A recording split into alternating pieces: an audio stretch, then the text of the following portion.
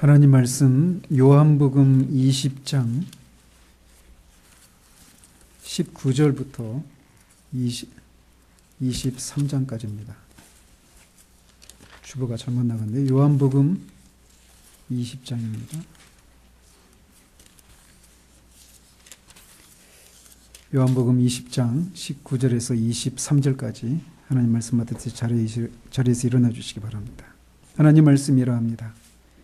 이날 곧 안식 후 첫날 저녁 때에 제자들이 유대인들을 두려워하여 모인 곳의 문들을 닫았더니 예수께서 오사 가운데 서서 이르시되 너희에게 평강이 있을지어다.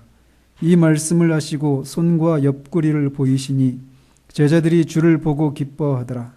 예수께서 또 이르시되 너희에게 평강이 있을지어다. 아버지께서 나를 보내신 것 같이 나도 너희를 보내노라. 이 말씀을 하시고 그들을 향하사 숨을 내쉬며 이르시되 성령을 받으라. 너희가 누구의 죄든지 사하면 사하여질 것이요 누구의 죄든지 그대로 두면 그대로 있으리라 하시니라. 아멘.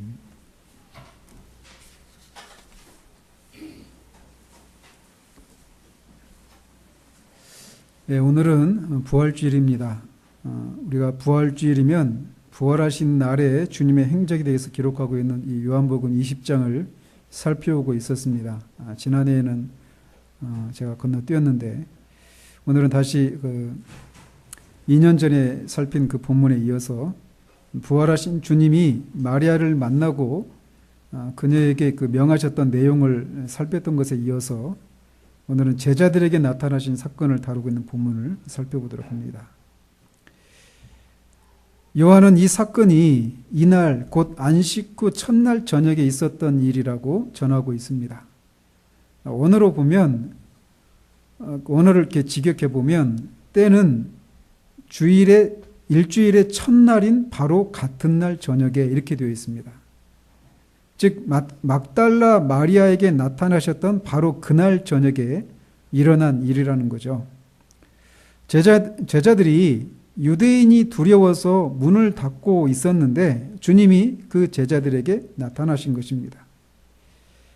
사실 부활하신 주님이 사람들에게 나타나신 것은 이번이 5번째 해당됩니다. 가장 첫 번째로는 막달라 마리아에게 나타나셨어요. 그리고 마리아와 함께 이 무덤에 찾아갔던 여인들도 바로 그날에 부활하신 주님을 만났습니다. 또 누가복음에 보면 엠마오로 가던 이 2명의 제자들에게도 주님이 나타나셨다라고 기록하고 있습니다. 또 바울이 고린도전서 15장에서 베드로에게도 주님이 따로 보이셨다라고 기록하고 있어요. 이렇게 주님이 오늘 본문에서처럼 제자들에게 나타나신 것은 그날에만 벌써 각각의 사람들에게 4번째 나타나셨고 오늘 여기가 5번째 나타나시는 것이라고 할 수 있습니다. 그리고 그렇게 부활하신 주님을 만났던 그 사람들은 한결같이 다시 그 제자들에게 와서 자신들이 부활하신 주님을 보았다라고 하는 소식을 전했습니다. 그렇지만 그들은 믿지 않았다라고 마가는 전하고 있어요. 그러니까 4명의 다른 그룹들이 내가 부활하신 주님을 만났다라고 얘기를 했는데도 제자들은 그것을 믿지 못했어요. 그들이 생각하기에 이것은 도무지 있을 수 없는 일이라고 생각했기 때문입니다. 그렇기 때문에 누가복음에 보면 주님이 이 제자들에게 오셔서 왜 믿지 못하고 의심하느냐고 책망하고 있는 것을 볼 수 있어요. 이들은 분명 주님이 죽은 자를 살리시는 것을 보기도 했고 또 주님이 자신이 죽은 자 가운데서 사흘 만에 다시 살아날 것을 3차례에 걸쳐서 말씀을 하셨습니다. 그럼에도 불구하고 죽은 자의 부활에 대해서 생각을 하고 있지 못했어요. 주님이 이번까지 해서 5번째 나타나셨지만 그 각각의 사람들이 처한 상황은 다 달랐던 것을 우리는 알 수 있습니다. 어쨌든 이렇게 주님이 이 주일의 첫날, 즉 오늘날의 일요일이죠. 이 일요일에 부활하셔서 새로운 시대를 여셨기에 신약의 교회는 안식일이 토요일이 아니라 부활하신 일요일에 주님을 예배하기 시작했습니다. 물론 처음부터 이것이 정착된 것은 아니지만 이미 초대교회에서도 주님이 부활하신 일요일을 주의 날로 지키고 부활하신 주님을 예배하기 시작했던 것을 볼 수 있습니다. 물론 여기 이 첫 번째 신약의 첫 교회의 첫 주일은 주님을 예배하기 위해서 모인 것이 아니었습니다. 이 제자들이 이곳에 모였던 것은 부활하신 주님을 예배하기 위해서 모인 것이 아니라 부활하신 주님을 봤다라고 하는 여러 사람들의 얘기를 듣고 제자들이 속속 모여들었던 것이죠. 그런데 그들은 저녁에 모였다라고 말을 합니다. 왜? 유대인들이 무서워서. 그들은 주님이 어떤 취급을 받으셨는지를 똑똑히 보았습니다. 그래서 주님과 한패인 것이 들통나면 그들도 주님이 당한 일을 당할 것이라고 하는 두려움들을 가지고 있었어요. 뿐만 아니라 이 저녁 무렵에는 이미 주님의 무덤이 비어 있다라고 하는 것을 그 무덤을 지키고 있었던 성전 경비대들도 알고 있었죠. 그리고 그들은 대제사장들의 권고대로 예수의 제자들이 예수의 시체를 자신들이 잠들었을 때 도둑질이 갔다 이런 소문을 퍼뜨리고 있었습니다. 그렇기 때문에 경비대들이나 이 당국자들에게 제자들이 발각되는 것은 그들의 생명이 위험할 수도 있는 것을 의미했습니다. 그렇기 때문에 유대인들의 눈을 피해서 저녁에 모였던 것이죠. 그런데 누가는 그 자리에 11 제자들만 모였던 것이 아니라 다른 사람들도 함께 하고 있었다라고 전하고 있어요. 얼마나 많은 사람들이 모였는지는 알 수 없지만 아무튼 11 제자들만 있었던 것이 아니라 다른 사람들도 있었다라고 말하고 있어요. 왜 이 사실을 제가 말씀드리냐면 나중에 23절을 해석할 때 관련이 있기 때문에 그렇습니다. 그들이 모인 장소가 어디인지는 4명의 복음서 누구도 이렇게 전하고 있지 않습니다. 그렇지만 아마도 주님이 잡히시기 전날 밤에 모였던 다락방이 아니었을까 이렇게 유추해 볼 수 있어요. 그들은 이미 말씀드린 것처럼 여러 사람들이 부활하신 주님을 만났다라고 하는 얘기를 들었고 주님으로부터도 주님이 죽으시기 전에 죽은 다음에 사흘 만에 부활하실 것이다라고 하는 것을 들었지만 그 얘기를 직접 겪었을 때는 그 얘기를 허탄하게 생각해서 믿지 않았습니다. 막달라 마리아가 부활하신 주님을 만났다라고 하는 얘기를 전하러 제자들에게 갔을 때 제자들은 슬피 울고 있었다라고 전하고 있습니다. 그들은 목요일부터 불과 4일 동안 전혀 준비되지 못한 채 엄청난 일들을 겪고 큰 슬픔과 두려움과 의심으로 인해서 낙심한 상태 가운데 있었던 것입니다. 그들이 그렇게 어떤 장소에 모여서 유대인이 두려워서 문을 닫아 걸고 있었는데 주님이 오셔서 그들 가운데 서셨다라고 요한은 전합니다. 주님이 어떤 방식으로 문이 잠겨 있는데도 그 방 안에 서게 되었는지에 대해서 여러 의견이 분분합니다. 예를 들면 칼빈 같은 분은 잠겼던 문이 이렇게 열려서 잠겼던 문이 열리고 그 문을 통해서 주님이 들어와서 그 가운데 섰다 이렇게 말하기도 하고 어거스틴을 비롯한 더 많은 사람들은 문이 잠긴 채로 그대로 있었는데 문을 통과해서 왔든지 아니면 벽을 통과해서 왔든지 주님이 그렇게 들어와서 그 가운데 섰다라고 말하고 있습니다. 근데 우리는 정확하게 어떤 방법인지는 알 수 없어요. 그러나 분명한 것은 주님이 기적적인 방식으로 그 방에 들어오셔서 제자들 한가운데 서게 되었다라는 것입니다. 이 사실에서 우리는 부활한 몸을 입으신 주님은 그의 선한 의지에 따라서 우리가 이해할 수 없는 방식으로 이곳저곳을 옮겨 다닐 수 있고 또 엠마오의 2 제자들에게 보이셨던 것처럼 보이기도 했다가 보이지 않기도 할 수 있는 그런 몸을 입으셨다라고 하는 것을 알 수 있습니다. 그렇다고 해서 주님의 몸이 동시에 여러 곳에 동시에 있을 수 있다 이걸 말씀드리는 건 아니에요. 놀라운 것은 우리도 주님이 입으신 이 몸을 장차 입게 될 것이라는 거예요. 여러분 혹시 지금 그런 얘기 들으면서 막 어떤 공상적인 생각을 하고 계실지 모르겠는데, 우리가 그런 생각에 사로잡혀서는 안 되겠지만, 분명한 것은 우리가 부활해서 입게 될 몸은 그것이 어떤 것인지 샅샅이 우리가 알 수는 없지만, 분명한 것은 우리가 공간의 제약, 지금 이 몸과 같이 공간의 제약을 받는 것에서 훨씬 자유로울 것이다 라는 것입니다. 그런데 그렇게 제자들 가운데 호련히 서신 주님이 처음에 제자들에게 하신 말씀은 너희에게 평강이 있을지어다 였습니다. 평강은 화평, 히브리어로 샬롬인데 헬라어로는 에이레네고, 근데 이거를 샬롬, 평강, 화평 이런 식으로, 평안 이런 식으로 번역할 수 있는 단어입니다. 그런데 신약 성경에서 샬롬, 즉 평강은 언제나 하나님과의 관계에서 말해지는 용어입니다. 즉, 이 평강을 두 가지로 이렇게 말해지는데, 일반적으로 하나는 하나님과 더불어서 누리는 화평을 말하기도 하고, 또 다른 하나는 하나님의 평강, 하나님이 주시는 평강, 이런 개념으로 말해지기도 합니다. 먼저 하나님과 더불어서 누리는 그 평강에 대해서 로마서 5장 1절에서 이렇게 말을 합니다. 우리가 믿음으로 의롭다 하심을 받았으니 우리 주 예수 그리스도로 말미암아 하나님과 화평을 누리자, 이렇게 말해요. 그래서 이 평강, 화평이라고 하는 것을 하나님과 누리는, 하나님과 함께, 하나님과 더불어 누리는 그런 화평을 말하는 경우가 있다라는 것입니다. 그렇기 때문에 이런 경우의 평강, 화평은 하나님과 적대적인 그런 관계가 청산된 것을 의미하는 거죠.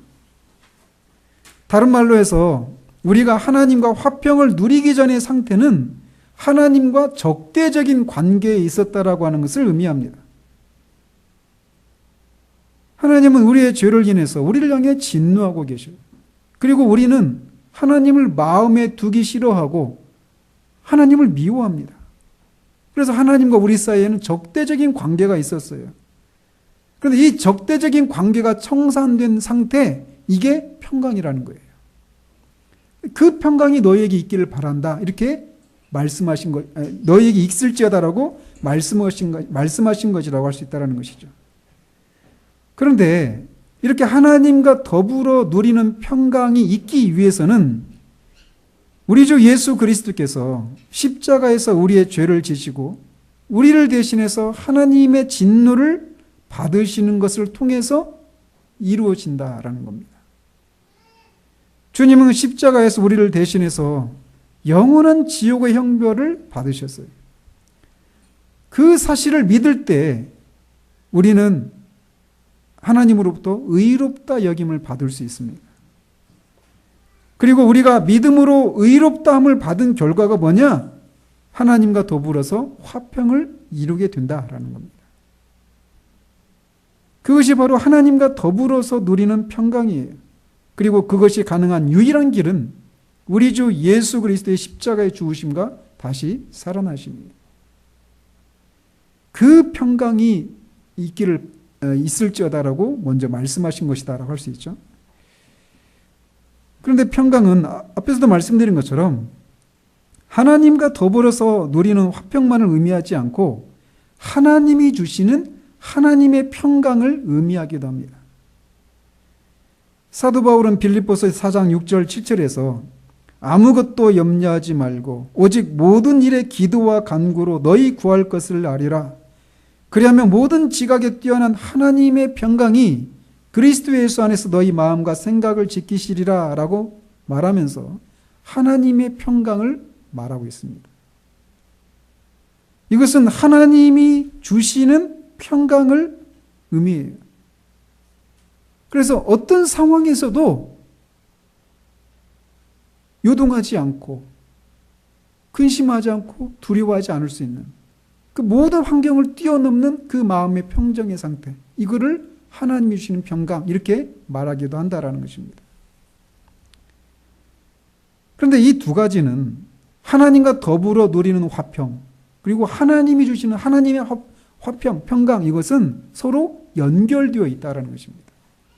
전자의 것이 없이는 하나님이 주시는 평강을 누릴 수가 없어요.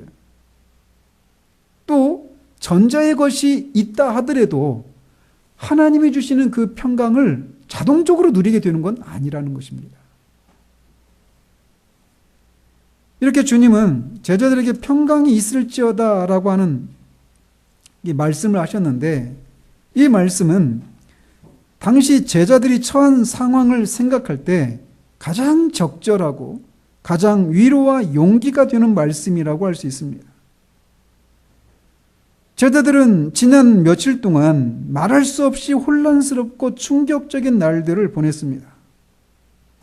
그들은 불과 일주일 전에 예루살렘에 들어올 때 백성들로부터 대대적인 환호를 받고 예루살렘에 입성했어요.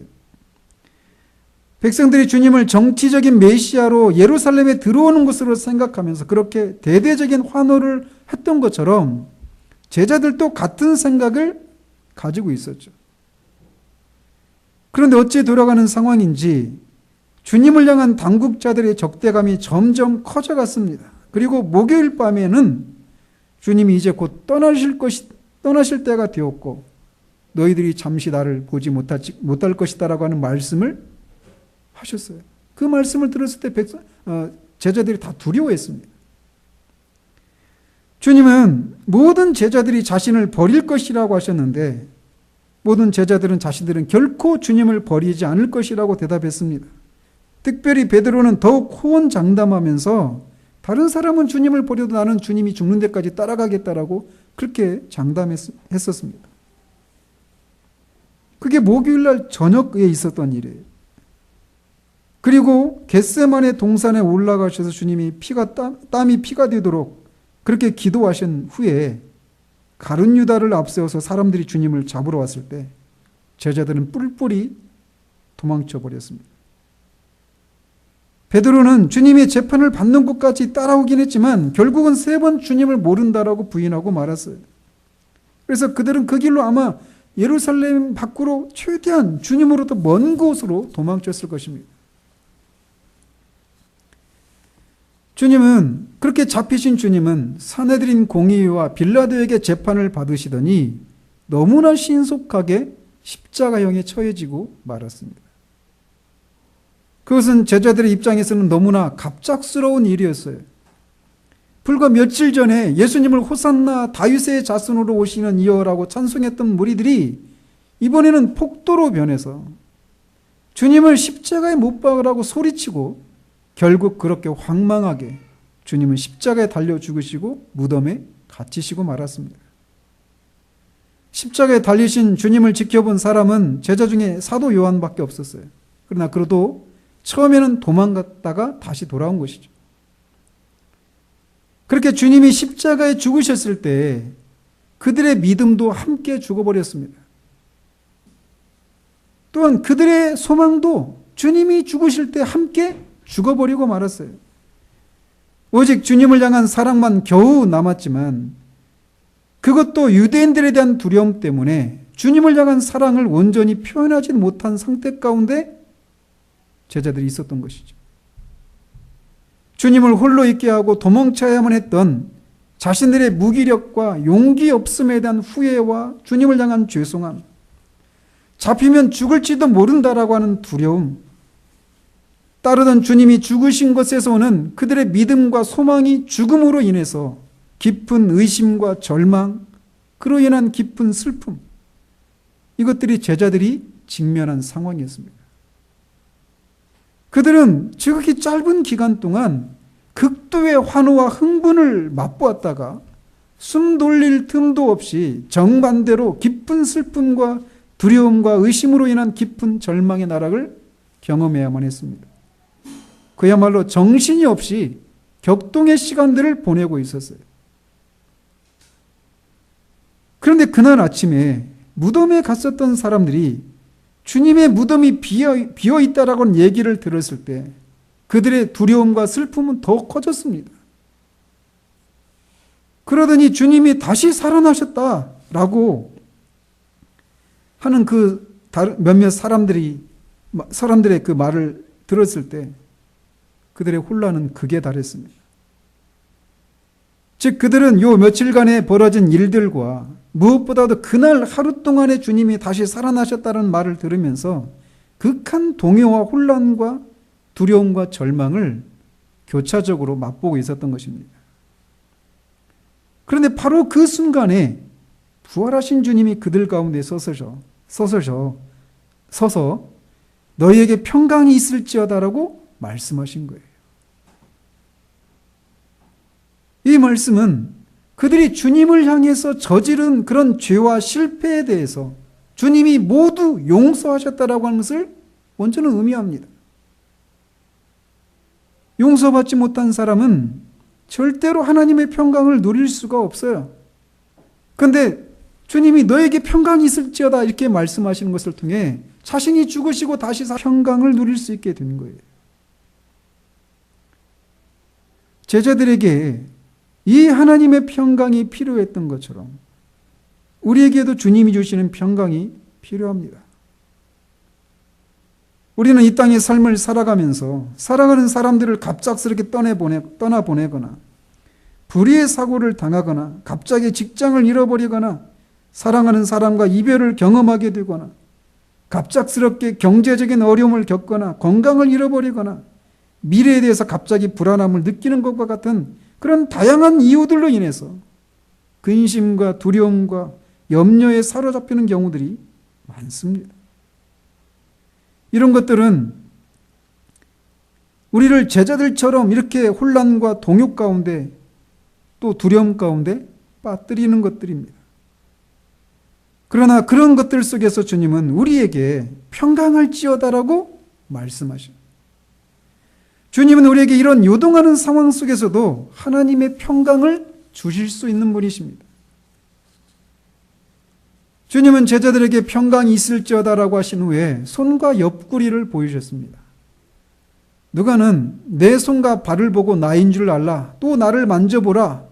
영은 살과 뼈가 없으되 너희 보는 바와 같이 나는 있느니라 라고 그렇게 전하고 있습니다.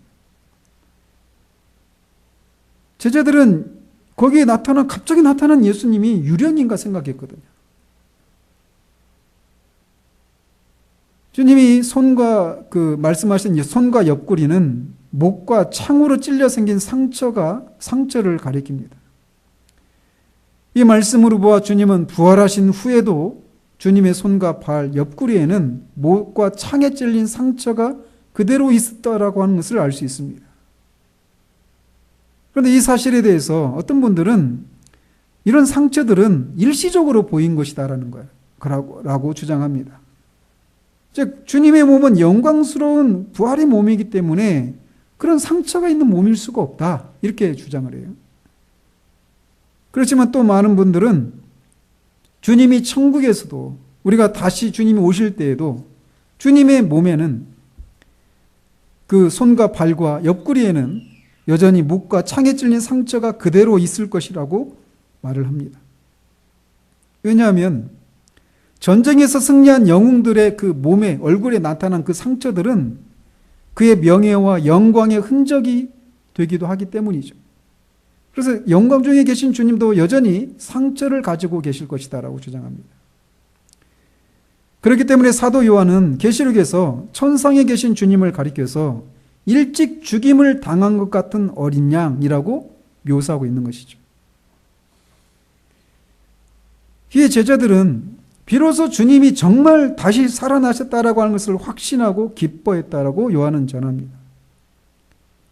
죽으셨다라고만 생각했던 주님이 정말 다시 살아나셨다라고 하는 것을 확인하게 되었을 때 제자들이 느꼈던 기쁨을 우리가 상상이나 할 수 있을까요? 돌아가셨다고 생각한 분이 갑자기 문을 열고 들어왔다고 생각해 보세요. 얼마나 놀라운 일이겠습니까? 그것 때문에 깊은 슬픔 가운데 있었고 낙심 가운데 있었던 그들에게 주님이 다시 살아 돌아오신 거예요. 제자들은 주님이 홀로그램처럼 모양은 있는데 실체는 없는 그런 분으로 그곳에 서 계신 것이 아니라 그들의 손과 눈과 귀로 보고 만지고 들을 수 있는 분으로 그곳에 계신 것을 확인했습니다. 주님은 자신이 제자들이 알고 있는 바로 그 주님이시라고 하는 것을 그들의 감각을 통해 확인할 수 있도록 하신 거예요. 즉 제자들에게 도무지 믿을 수 없는 것을 믿으라고 하신 것이 아니라 그들의 감각과 이성을 통해 확인할 수 있는 방식으로 확인할 수 있도록 하시고 믿게 하셨다라는 거죠. 즉 이성과 감각에 모순되는 것을 믿으라고 한 것이 아니라는 것이에요. 물론 하나님을 섬기는 하나님의 진리 중에는 우리의 이성과 감각을 뛰어넘는 진리들이 있어요. 그렇지만 그것들은 우리의 이성과 감각과 모순되는 것과는 다르다라는 거죠. 제자들은 그들의 감각과 이성을 통해 자신들 앞에 있는 분이 바로 자신들이 그렇게 3년 동안 따랐던 주님이심을 확인하고 기뻐했습니다. 그들에게 더 이상 근심과 두려움과 절망은 자리할 수 없었습니다. 그들과 함께 하시는 분이 바로 부활하신 주님이라는 것을 확인하게 되자 그들은 큰 기쁨을 누리고 주님의 말씀처럼 하나님의 평강이 그들에게 임하게 되었던 겁니다. 그러자 예수님은 이어서 말씀하시기를 너에게 평강이 있을지어다라고 다시 말씀하십니다. 이미 주님은 처음에 그들에게 평강이 있을지어다라고 말씀하셨는데 왜 여기서 또 두 번째 말씀하셨을까요? 그것은 주님이 이어서 하시는 말씀과 말씀에 앞서서 그들에게 이 평강이 있는 것이 그들에게 필요한 것이기 때문에 재차 반복하신 것입니다. 주님은 그들에게 말씀하시기를 아버지께서 나를 보내신 것처럼 나도 너희를 보내노라 라고 말씀하십니다. 그러면 주님이 하나님 아버지께서 주님을 어디로 보내셨습니까? 그리고 주님은 제자들을 어디로 보내시겠다라고 하는 말씀일까요? 바로 세상입니다. 우리 주님은 하나님 아버지께 세상의 보냄을 받고 오신 분입니다. 그래서 요한복음 17장 18절에서 아버지께서 나를 세상에 보내신 것 같이 나도 그들을 세상에 보내었고 라고 기도하신 거예요. 그렇다면 주님은 무엇을 위해서 하나님 아버지로부터 보냄을 받아 이 세상에 오셨을까요? 디모데전서 1장 15절에서 이렇게 말을 합니다. 미쁘다 모든 사람이 받을 만한 이 말이요 그리스도 예수께서 죄인을 구원하시려고 세상에 임하셨다 해도다. 그렇습니다. 그리스도 예수께서 세상에 오신 이유는 저와 여러분들과 같은 죄인을 구원하기 위해서입니다. 만약 죄인이 구원받을 수 있는 길이 따로 있었다면 예수님이 세상에 오실 이유가 없었을 것입니다. 만약 예수님의 가르침이 죄인을 구원할 수 있었다면 그는 이 세상에 오신 주님은 굳이 십자가에서 죽으시지 않으셨을 것입니다. 만약 예수님의 이적이 죄인을 구원할 수 있었다면 역시 그분은 죽으실 필요가 없었을 것이에요. 그러나 오직 그분이 십자가에서 피를 흘려 죽으시는 방법으로만 죄인을 구원하실 수 있었기 때문에 그분은 세상에 오셔야만 했고 십자가에서 하나님으로부터 버림을 받고 죽으신 것입니다. 그분은 죽음을 통해 죄인을 구원하고 잃어버린 자를 찾으시기 위해서 이 세상에 오신 거예요. 그런데 이제 죄인을 구원하고 잃어버린 자를 찾기 위해서 이번에는 제자들을 세상에 보내신다라고 말씀하시는 것입니다. 우리가 아직 이 땅에 있는 이유 중에 하나가 바로 이것입니다. 주님이 제자들에게 말씀하신 이 명령을 감당하기 위한 거예요. 즉 마태복음 28장에서 말하는 지상 명령을 수행하기 위해서 우리가 이 땅에 있는 거라는 거죠. 구원의 복음을 전해서 잃어버린 자들이 구원을 받도록 하는 그 일을 하기 위해서 우리가 주님으로부터 보냄을 받은 것이라는 거죠. 그렇다면 주님은 죄인을 구원하시고 잃어버린 자를 찾으시기 위해서 이 세상에 오셨는데 그 일을 통해서 무엇을 이루셨을까요? 즉 구원의 목적이 무엇일까요? 그것에 대해서 주님은 그 요한복음 17장 4절에서 이렇게 기도하셨습니다. 아버지께서 내게 하라고 주신 일을 내가 이루어 아버지를 이 세상에서 영화롭게 하셨사오니. 즉 주님이 우리 죄인을 구원하시기 위해 사신 그 일을 통해서 궁극적으로 이루어진 게 뭐냐? 하나님을 영화롭게 하는 것이었다는 겁니다. 그러므로 세상에 보냄을 받은 예수님이 자신의 그 죄인을 구원한 일을 통해서 하나님 아버지를 영화롭게 한 것처럼 그 주님으로부터 세상에 보냄을 받은 우리들이 전도하는 그 이유도 바로 하나님을 영화롭게 하기 위한 것이다라고 하는 것을 알 수 있다는 겁니다. 그런데 복음을 전하는 자들에게 필요한 것은 그들이 먼저 하나님과 더불어 평강을 누리는 일이 필요하다라는 거예요. 뿐만 아니라 하나님이 주시는 하나님의 평강을 누리는 것도 필요하기 때문에 이 세상의 보냄을 받기 전에 재차 너에게 평강이 있을지어다라고 말씀하셨다라는 겁니다. 이 두 가지 평강을 누리지 못하는 자들이 어떻게 화평하게 하는 복음을 전할 수 있겠습니까? 이 평강을 누리지 못하는 사람이 어떻게 근심과 두려움에 사로잡힌 세상에 평강의 이유를 말할 수 있겠는가라는 거죠. 그래서 존 스타트는 교회가 복음 전도에 진력할 수 있기 전에 가장 먼저 필요로 하는 것은 그리스도의 평안을 체험하고 확신하는 것임을 우리는 여기서 배운다라고 말을 합니다. 다시 말하면 죄를 멸한 그리스도의 죽음을 통한 양심의 평안과 의심을 불식시키는 그리스도의 부활을 통한 마음의 평안을 먼저 가져야 한다라는 것입니다. 그렇기 때문에 주님은 제자들에게 전도자의 사명을 부여하시면서 다시금 그들에게 평강이 있을지어다라고 말씀하신 거예요. 그러면서 22절, 23절에 말씀을 하시는데 이 구절은 성경의 난해 구절 중에 하나입니다. 보시면 이 말씀을 하시고 그들을 향하사 숨을 내쉬며 이르시되 성령을 받으라. 너희가 누구의 죄든지 사하면 사여질 것이요 누구의 죄든지 그대로 두면 그대로 있으리라 하시니라 라고 말씀하십니다. 먼저 주님이 제자들을 향해서 숨을 내쉬며 성령을 받으라 라고 하셨는데 그게 무엇을 가리킬까요? 굉장히 해석이 분분합니다. 그런데 이 구절은 우리가 방금 전에 살핀 21절과 연관지어서 생각해야 한다라는 겁니다. 즉 주님이 제자들을 세상의 구원의 복음을 전해서 잃어버린 자들을 찾아 그들이 하나님을 영화롭게 하는 그 일과 관련해서 생각해야 한다는 거예요.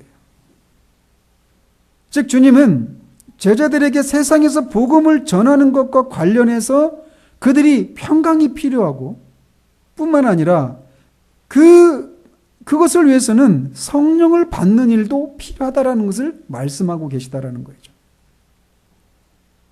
그렇다면 제자들에게 숨을 내쉬었다라고 하는 것은 성령을 받는 것과 어떤 관계가 있을까요? 이렇게 숨을 내쉬는 이런 행위는 신약에서 여기서만 유일하게 나옵니다. 구약에는 창세기 2장 7절에서 여호와 하나님이 땅의 흙으로 사람을 지으시고 생기를 그 코에 불어넣으시니 사람이 생명이 되니라 라고 하는 데에서 볼 수 있어요. 거기서 보는 것처럼 하나님께서 흙으로 사람을 만드신 다음에 그 코에 생기를 불어넣으시자, 숨을 불어넣으시자 비로소 사람이 생명, 즉 살아있는 생명체가 되었다라고 말하고 있어요. 그런 것처럼 세상에 나가서 복음을 전하는 사역자가 되기 위해서는 성령이 필요하다라고 하는 것을 상징적으로 보여주고 있는 거예요. 숨을 불어주는 그 행위를 통해서. 이 무슨 말씀이냐? 우리가 복음을 전하는데 거기에 성령의 능력이 동반되지 않으면 아무런 열매를 맺을 수가 없습니다. 복음을 들어야 될 그 사람들은 죄와 허물로 죽어 있는 거예요. 그렇죠? 죽어있는 흙과 같은 상태인 거죠. 그런 사람에게 숨을 불어넣을 때 살아있는 생명체가 되는 것처럼 죄와 허물로 죽어있는 사람들에게 복음을 전할 때 성령의 능력이 있어야 그들이 살아난단 말이에요. 영적으로. 그거를 상징적으로 보여주고 있는 것이 숨을 내쉬면서 성령을 받으라 이렇게 말씀하신 거라는 거죠.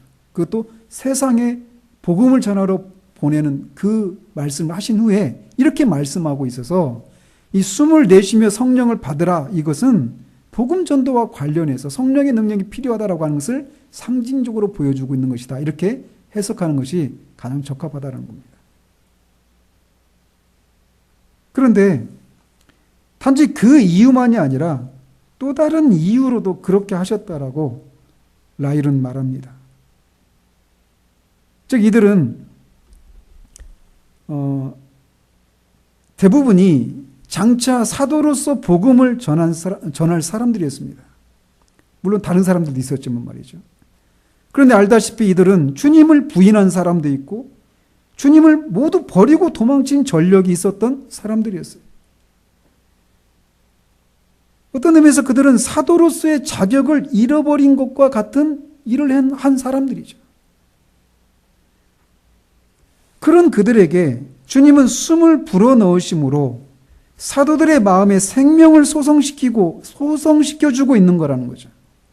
그래서 그렇게 타락하고 실패했음에도 불구하고 복음을 전하도록 위임받은 사자로서의 특권을 회복시키고 있는 행위다 라고 라일 목사는 주장합니다. 타당한 주장이라고 생각해요. 뿐만 아니라 말씀드린 것처럼 그들은 그들의 믿음과 소망도 죽어버렸어요. 그런데 그렇게 숨을 불어넣으심으로 그들의 믿음과 소망을 소생시키는 상징적인 행위라고도 할 수 있다는 겁니다. 그렇다면 숨을 내쉬는 것이 그런 상징적인 그런 의미가 있다면 성령을 받으라고 하시는 것은 또 무슨 말씀일까요? 이게 제자들이 한 번도 성령을 받은 적이 없기 때문에 이제 성령을 받으라 이렇게 말씀하시는 걸까요? 그건 아닙니다. 왜냐하면 그들은 이미 죄로부터 깨끗하게 된 자들이고 주님을 믿고 회심한 사람들이었어요. 그렇기 때문에 그들은 이미 성령을 받았습니다. 따라서 여기서 그들이 처음으로 성령을 받는 것을 의미하지는 않아요. 또 성령을 받으라 이게 이들이 여러 이 기적을 행할 수 있는 어떤 성령의 은사를 받으라 이런 말도 아닙니다. 왜냐하면 전에 제자들은 병을 고치고 귀신을 쫓아내는 그런 은사를 행사한 적이 있는 제자들이에요. 또 오순절에서처럼 방언을 말하기 위해서 성령을 받으라고 말하고 있는 것도 아니라고 하는 것을 우리는 알 수 있습니다. 왜냐하면 그 일은 오순절 날에 일어나게 될 일이었으니까 말이죠. 그럼 여기서 성령을 받으라고 하는 게 무엇을 의미할까? 여기에 대해서 해석이 분분합니다. 여기서도 라이엘 목사는 이렇게 말을 해요. 즉 주님은 제자들이 하나님의 진리를 밝히 이해할 수 있도록 하는 그런 지식과 이해의 성령으로서의 성령을 받으라고 말씀하고 있는 것이더라고 말을 합니다. 제자들은 예수님의 인격에 대한 믿음과 사랑에는 부족함이 없었지만 그들의 지식에는 많은 오류와 부족함이 여전히 있었어요. 즉 주님이 오신 목적이 무엇인지 그분의 죽으심과 부활의 필요성에 대해서도 여전히 부족하게 알고 있었습니다. 그래서 그들에게는 그런 지식, 이런 것들에 대한 지식이 필요했어요.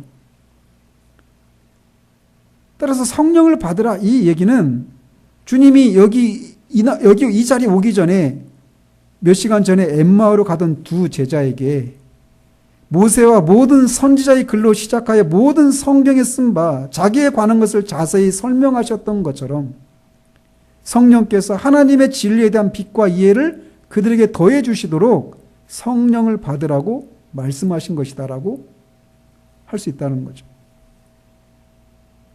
하나님의 진리에 대한 이해가 없이 복음을 전하는 것은 가능하지 않기 때문에 성령을 받으라고 하시는 거예요. 마지막으로 너희가 누구의 죄든지 사하면 사해줄 것이요 누구의 죄든지 그대로 두면 그대로 있으리라. 이 말씀을 보도록 하죠. 이 구절은 가톨릭과 해석을 달리하는 구절 중에 하나입니다. 그들은 이 구절을 문자적으로 해석해서 이 사도들과 사도를 계승한 사제들에게 주님이 죄를 사해줄 권위를 준 것을 의미한다라고 주장합니다. 그래서 이 구절의 근거에서 그들이 고해 성사를 통해서 자신의 죄를 고해하는 자들에게 죄 사해졌다고 그렇게 선언할 수 있는 권위를 이 말씀을 통해서 주셨다라고 그렇게 해석을 해요. 그러나 그렇게 해석할 수 없는 것은 성경 어디에서도 또 유대인들조차도 죄를 사할 수 있는 권세는 오직 하나님 한 분이라고만 말하고 있을 뿐이라는 겁니다. 중풍에 걸렸던 사람이 지붕을 뚫고 친구들이 그 침상을 내려주었을 때 주님이 그들의 믿음을 보고 작은 자야 네 죄가 사함을 받았다 이렇게 공개적으로 말씀하셨을 때 유대인들이 저가 누구이기에 감히 하나님만 죄사함을 주실 수 있는 능력이 있는데 감히 그렇게 죄사함을 받았다라고 말할 수 있느냐. 이건 신성모독이다 이렇게 생각했어요. 그리고 그들의 생각은 맞습니다. 즉 주님은 그렇게 죄를 사할 수 있는 권세는 오직 하나님 한 분밖에 없는데 나는 바로 그렇게 죄를 사할 수 있는 하나님이다라고 하는 것을 그 말씀을 통해서 여러 사람 앞에 드러내신 것이죠. 그러므로 사람이 죄를 사할 수 있는 권세를 받을 수 있는 것은 어디에도 없다라는 거예요. 그래서 가톨릭 해석이 우리가 받을 수가 없는 것이죠. 또한 성경 어디에도 사도들은 자신들이 죄를 사해줄 권능이 있다고 말하거나 그것을 시행한 적도 없다라는 것입니다. 그렇기 때문에 베드로는 고넬료에게 그에 대해서 즉 그리스도에 대하여 모든 선지자도 증거하되 그를 믿는 사람들이 다 그 이름을 힘입어 죄사함을 받는다 했느니라 라고 말할 뿐이었어요. 또 바울도 형제들아 너희가 알 것은 이 사람을 힘입어 죄사함을 너희에게 전하는 이것이며 라고 설교했습니다. 사도들 모두가 자신들이 죄사함의 권능이 있다라고 주장을 하지 않았어요. 오직 예수 그리스도로 말미암은 죄사함에 대해서만 전했을 뿐입니다. 따라서 이 구절은 사도들과 제자들이 세상에 나아가서 예수 그리스도를 믿음으로 말미암은 죄 사함에 대해 복음을 선포할 권능을 말씀하고 계신 것이라고 보아야 마땅합니다. 그리고 그럴 권능은 사도들만이 아니라 우리 모든 그리스도인들에게 해당이 되는 것입니다. 그래서 우리가 세상에 나가서 예수 그리스도를 믿음으로 말미암은 죄 사함에 대한 복음을 전하면 누군가 그것을 받아들인 사람들은 죄 사함을 받게 돼요. 그러나 우리가 그것을 전하지 않으면 그들의 죄가 그대로 있는 것입니다. 그래서 우리가 성령의 권능을 받아서 세상에 나가서 죄 사함의 복음을 전해야 된다라고 하는 것을 그런 특권과 그런 의무가 있다라고 하는 것을 말씀하고 계신 것이다라는 것입니다. 말씀을 마치면서 저는 여러분께 이 부활 아침에 묻고 싶습니다. 여러분은 주님이 제자들에게 말씀하시는 것처럼 평강을 누리고 계십니까? 먼저는 하나님과 더불어서 평강을 누리고 계십니까? 이 평강을 누리는 길은 예수 그리스도를 믿음으로 말미암아서 뿐입니다. 예수 그리스도를 믿음으로 우리가 하나님 앞에 의롭게 된 결과는 하나님과 더불어서 화평을 누리는 것이에요. 그러므로 아직 그리스도를 믿지 못해서 하나님과 이 더불어서 화평을 누리지 못하는 분이 있다라면 여러분이 할 일은 예수 그리스도를 믿는 거예요. 십자가에 죽으신 그 예수가 하나님이 보내신 하나님의 아들이시고 그분이 십자가에서 죽으신 것은 바로 여러분들의 죄를 위해서 죽으셨다라는 것. 그리고 다시 살아나셔서 그분을 믿는 자마다 죄 용서를 받는다라고 하는 이 진리를 여러분이 믿으셔야 한다라는 겁니다. 그리고 이미 이런 은혜를 덧입은 분들은 분명히 하나님과 더불어서 화평을 누리고 계실 겁니다.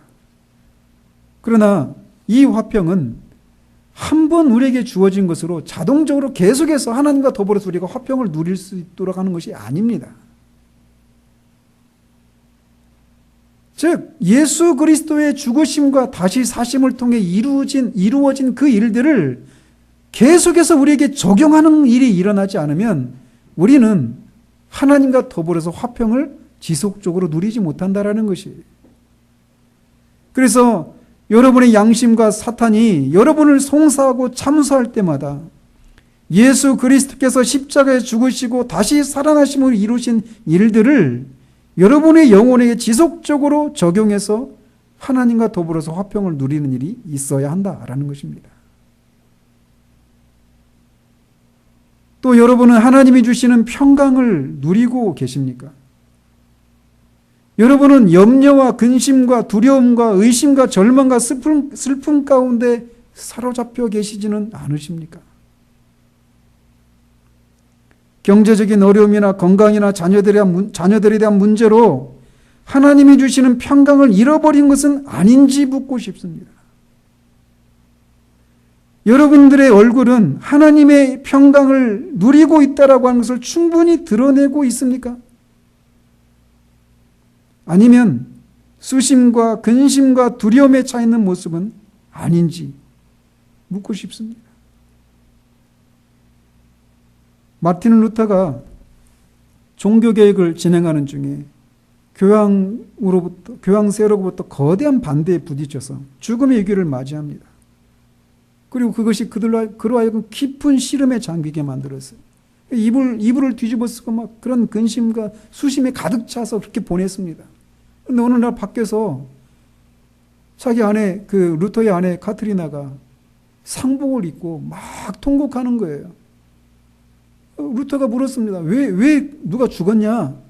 물으니까 당신이 그렇게 이불을 뒤집어 쓰고 수심과 근심에 사로잡혀 있는 걸 보니까 하나님이 죽으신 것 같습니다. 아니 어떻게 하나님이 죽을 수 있느냐? 당신이 얼굴 보니까 모습 보니까 하나님이 죽은 게 분명하다라고 하면서 막 울었다라는 거예요. 그제서 루터가 정신을 차리고 하나님을 용기를 내서 종교개혁을 진행할 수 있었다고 합니다. 여러분, 우리는 우리를 낙심케 하는 수많은 난제들을 끊임없이 직면하는 삶을 살아가는 세상 가운데 있습니다. 그런데 우리는 수시로 루터가 그렇게 그 위기 앞에 얼굴에 근심과 수심에 사로잡혀 있는 그것을 보면서 카트리나가 당신의 그런 모습을 보니 하나님이 죽으신 것이 분명하군요 라고 말하는 그런 상황들을 우리가 지난다라는 거예요. 하나님이 죽으셨습니까? 예, 한때는 죽으셨습니다. 하나님의 아들이신 분이 십자가에서 분명히 죽으셨어요. 그리고 무덤에 갇히셨습니다. 그것으로 끝이 아니라는 것입니다. 그분이 다시 살아나셨습니다.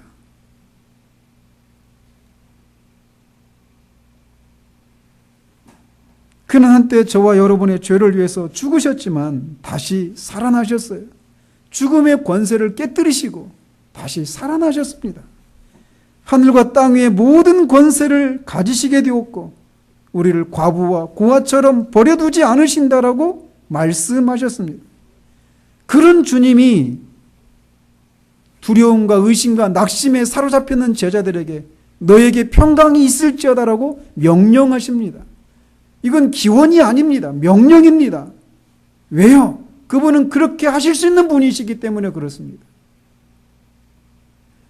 우리가 신앙생활을 하면서 내가 이런 하나님이 주시는 이런 평강을 누리지 못하고 있는 그것을 우리는 억울하게 생각해야 됩니다. 분하게 생각할 수 있어야 돼요. 이상하게 생각할 수 있어야 됩니다.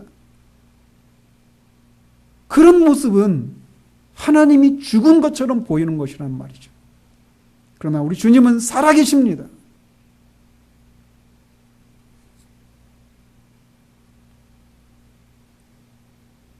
이 평강을 누리는 방법이 있어요. 하나님과 더불어 누리는 평강을 우리가 지속적으로 누리기 위해서는 예수 그리스도께서 십자가에 죽으시고 다시 살아나신 일들, 그 진리를 끊임없이 우리에게 적용해야 되는 것처럼, 우리가 어떤 상황 속에서도 흔들리지 않고 요동하지 않고 낙심하지 않고 두려워하지 않고 근심과 염려에 사로잡히지 않고 환경을 뛰어넘는 그 평강을 누릴 수 있는 길은 사도 바울이 말한 것처럼 모든 일에 오직 기도와 간구로 우리 감사함으로 하나님께 우리 필요를 아뢰는 것입니다. 기도하는 거예요. 왜요? 그분은 살아계시니까요. 우리를 고아처럼 내버려 두지 않으시다고 약속하셨던 분이시니까.